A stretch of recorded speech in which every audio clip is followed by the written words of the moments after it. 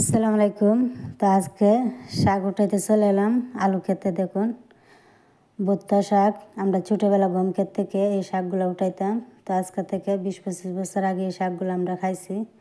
তো এখন আর এই শাকগুলো পাওয়া যায় না। তো আমার প্রতিবেশী বলতেছে, মামনি আসেন আপনার কিছু শাক উঠাই দিব আমরা খেতেতে। তো গেলাম, যাওয়ার পরে যে ভুট্টা শাকগুলো আমি উঠাইতেছি, আমার কাছে অনেক ভালো লাগতেছে। কত বছর পরে এই শাকগুলো উঠাইতেছে। আর এই শাকগুলা দেশি শাক পাওয়া যায় না, এখন তো হাইব্রিড ভুট্টা শাক পাওয়া যায়। আর দেশি ভুট্টা শাকটা একবার নাই বললেই চলে। তো এই শাকগুলো পেয়ে আমার অনেক ভালো লাগছে। আলু ক্ষেত থেকে আমার প্রতিবেশী শাকগুলো উঠাই দিয়েছে, আর বলতেছে কিছু ডাটা উঠাই নিয়ে যান। তো কিছু ডাটা আমি উঠাইতেছি। দেখুন ক্ষেতের ডাটা নিজের হাত দিয়ে উঠাইতে অনেক ভালো লাগে। যদিও আমার না, প্রতিবেশীর ক্ষেত, প্রতিবেশী আমার নিয়ে গেছে। আর প্রতিবেশী কিছু ডাটা উঠাই দিতেছে, আর কিছু ধনিয়া পাতা উঠাই দিল, বললো ধনিয়া পাতা কিছু নিয়ে যান। তো আমার ধনিয়া পাতা আছে করে, তারপরে প্রতিবেশী দিল, খুশি নিয়ে আসলাম। ডাটাগুলো আমার মেয়ের হাতে দিয়ে দিলাম। আর এই যে দেশি শাকগুলা, এতে ভ্যারাইটিস শাক, বিভিন্ন রকমের শাক আছে, এগুলো নিয়ে আসছি খেতে থেকে নিজের হাতে উঠাইয়া। তো এগুলা বেছে পরিষ্কার করে রান্না করব। তো দেখুন আমি এই শাকগুলা দেখে আমার কাছে অনেক ভালো লাগতেছে। অনেক দিন পরে ভুট্টা শাকগুলা। তো একটা থালির মধ্যে শাকগুলা ঢেলে নিলাম। এই যে দেখেন ভুট্টা শাকটা খেয়ে ভালো লাগতেছে। দেশি ভুট্টা শাক, এই জন্য ফুল এসছে সামনে দা। আর হাইব্রিড চাষে ভুট্টা হলে ফুল আসতো না। দেখুন পাতাগুলো চিকন চিকন, আর হাইব্রিড ভুট্টা হলে পাতাগুলো মোটা মোটা থাকতো। আর 1 ফুট 2 ফুটের মতো লম্বা হয় হাইব্রিড ভুট্টা গাছগুলা। আর এগুলা তো দেশি ভুট্টা গাছ। এই ভুট্টা শাকগুলো আগে গম খেতে খুব প্রচুর পরিমাণে হইতো, গম ক্ষেত থেকে উঠাইতাম ছোটোবেলা। তো এখন গম মানুষের চাষ করে না, আর শাকগুলো দেখা যায় না। আর ধনে পাতাগুলো শাকের মধ্যে থাকলে অনেক ভালো একটা ঘ্রাণ আসে শাকে। তো দেখুন শাকগুলো আমি জোর ছাড়িয়ে নিয়েছি।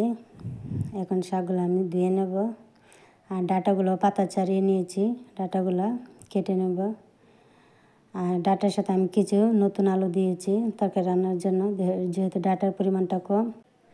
শাকগুলো আমি ধুয়ে কেটে নিচ্ছি। তো আস্ত শাকগুলো আমি ধুয়ে নিচ্ছি, ধুয়ে কেটে পলে নিলাম। দেখুন তো শাকগুলো আমার কাটা হয়ে গেছে। এখন শাকগুলো রান্না করব। তো ফ্রাই প্যানে কিছু রসুন আর পেঁয়াজ কুচি দিয়ে দিলাম তেলের মধ্যে, দিয়ে নাড়িয়ে চাড়িয়ে ভেজে নিচ্ছি। আর শাকগুলোও দিয়ে দিলাম। এই ভুট্টা শাক প্রায় 20-25 বছর পর আজ রান্না করতেছি, সত্যি অসাধারণ। তো লবণ দিয়ে দিলাম, আমার কাছে এত ভালো লাগতেছে। কয়েকটা কাঁচামরিচও দিয়ে দিলাম। তো অনেক বছর পর দেশি ভুট্টা শাক রান্না করলাম। ছোটোবেলা এই শাকগুলো আমরা গম ক্ষেত থেকে উঠাই নিয়ে আসতাম, তা আম্মা রান্না করে দিত। আজ আমি আলু ক্ষেত থেকে উঠে নিয়ে এসে রান্না করলাম। আর এদিকে আমি ডাটা রান্নার জন্য পাঙ্কাশ মাছের থুতির অংশটা লবণ হলুদ মাখিয়ে নিচ্ছি, ভাজি করে রান্না করব।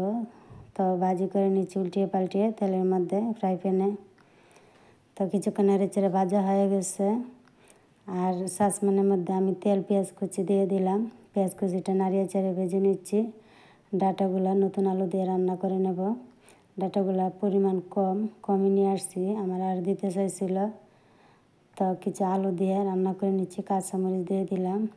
আর চা চামচে 1 চামচ পরিমাণ মরিচের গুঁড়া, আর 1 চামচ পরিমাণ হলুদের গুঁড়ো, আর 1 চামচ পরিমাণ ধনিয়া গুঁড়ি দিয়ে দিচ্ছি। স্বাদ মতো লবণ দিয়ে দিলাম। দিয়ে কিছুটা সময় নাড়িয়ে চাড়িয়ে কষিয়ে সবজিটা একটু কষিয়ে নিচ্ছি। এদিকে মাছগুলো দিয়ে দিলাম, আর কিছুটা পানি দিয়ে এখন কিছুক্ষণ সময় রান্না করে নেব। তো আমি নাড়িয়ে নিচ্ছি তরকারিটা। এদিকে ধনিয়া পাতা দিয়ে দিচ্ছি। তরকারি রান্না প্রায় শেষের দিকে, এর জন্য ধনিয়া পাতাটা দিয়ে নাড়িয়ে চাড়িয়ে তরকারিটা চুলা থেকে নামিয়ে নেব। তো দেখুন তরকারিটা আমার হয়ে গেছে। আর আমার ছেলে রান্নাঘরে খেতে বসে গেছে, বলতেছে পাঙ্কাশ মাছ রান্না করছি শুনে খেতে বসে গেছে। কিন্তু পাঙ্কাশ মাছের থুতার অংশগুলো রান্না করছি। তো ছেলে তো শাক খাই না কখনো, তো শাক দিলাম, বললো অল্প একটু শাক দিতে। তো ছেলেকে শাক দিয়ে দিলাম। আর শাকটা খেতে অসাধারণ হয়েছিল, যেহেতু ধনেপাতা ছিল, ধনেপাতার ঘ্রাণটা সত্যি অসাধারণ হয়েছিল। শাকটা খেতে খুবই টেস্ট হয়েছিল।